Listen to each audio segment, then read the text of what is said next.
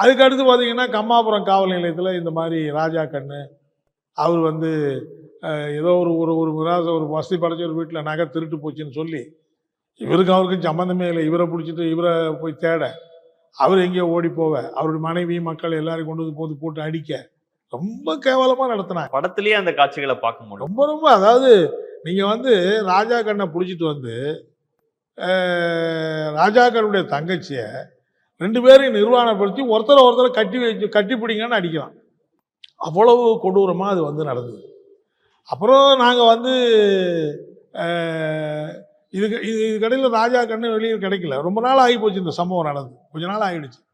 நாங்கள் போய் அன்னைக்கு இருந்த எஸ்பியை பார்த்து பெட்டிஷன் கொடுத்து, அந்த அம்மா பார்வதி ஆட்சி போய் பெட்டிஷன் கொடுத்து, அப்புறம் அது பேரில் எஃப்ஐஆர் போட்டு நடவடிக்கை எடுங்கன்னு சொன்னால், அப்போ போலீஸ் வந்து இது மாதிரி ராஜா கண்ணுங்கிறவரை காணோம், அவரை கண்டுபிடிச்சி கொடுத்தா தக்க சன்மானம் வழங்கப்படும் அப்படின்னு பெரிய நோட்டீஸ்லாம் அடித்து ஒரு ஊராக வந்து ஆட்டோ வச்சுட்டு விளம்பரம் பண்ணுறாங்க.